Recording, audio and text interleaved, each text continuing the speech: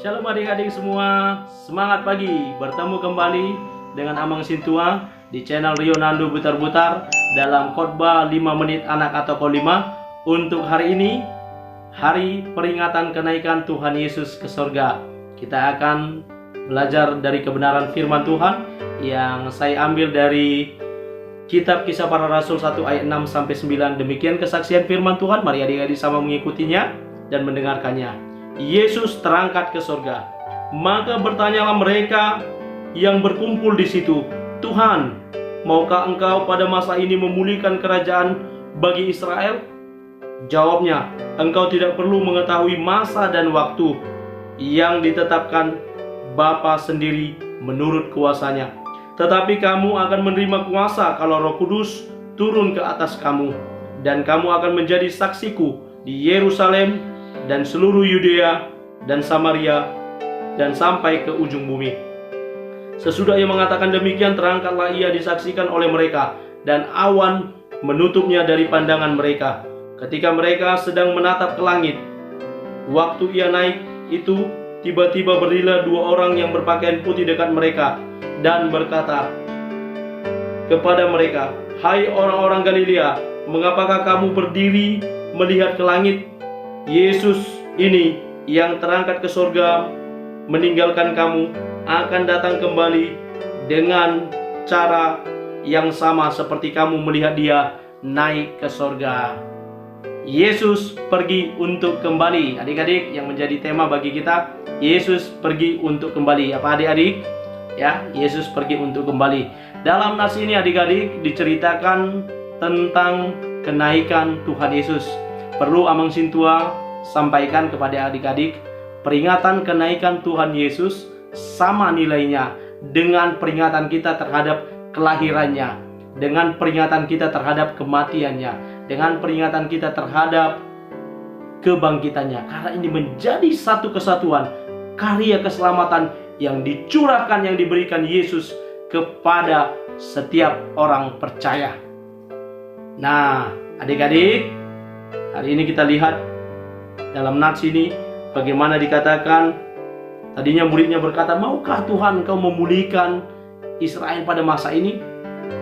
Mereka masih berpikir dalam pikirannya bahwa Yesus itu mau jadi raja secara jasmania, padahal dia adalah raja di atas segala raja. Konsepnya bukan terkait hanya jasmania saja, tetapi rohani. Yesus katakan, "Engkau tidak perlu menanyakan masa kapan waktunya itu." Tapi Yesus sampaikan kuasa, ada Roh Kudus yang akan memberi kuasa kepada mereka. Dan kalau ini turun, Roh Kudus turun, maka mereka akan berkuasa. Selanjutnya kita bisa lihat dari pelayanan para rasul, para murid tersebut, ya mereka luar biasa. Petrus dia bilang, "Dalam nama Yesus berjalanlah." Dalam nama Yesus terjadi banyak mukjizat. Ya, nama itu memberikan jaminan. Ya, lalu Yesus terangkat ke surga dan ada malaikat dua orang yang berkata, "Kenapa hanya berdiri saja? Yesus ini yang kamu lihat ini akan datang juga dengan cara yang sama." Dan saat ini kita sedang menantikan kedatangan Yesus yang kedua kalinya.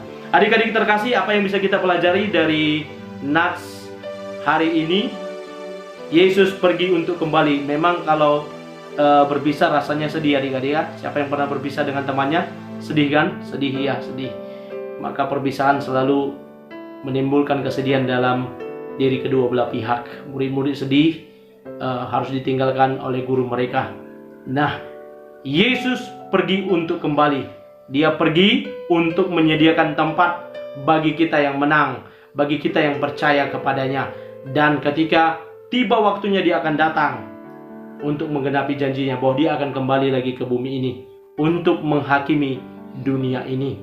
Ya, Yesus yang kedua, Yesus berjanji akan memberikan Roh Kudus sebagai penghibur.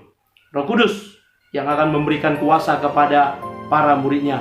Dan Yesus yang pergi menyediakan tempat bagi kita yang percaya, dia juga berjanji akan memberikan kepada kita. Nah adik-adik, mari kita belajar dari nats ini dengan terus hidup berkenan di hadapan Tuhan, menjadi saksinya Tuhan bagi sesama kita. Ayat hafalannya Yohanes 14 ayat 2. Yohanes 14 ayat 2, di rumah Bapakku banyak tempat tinggal.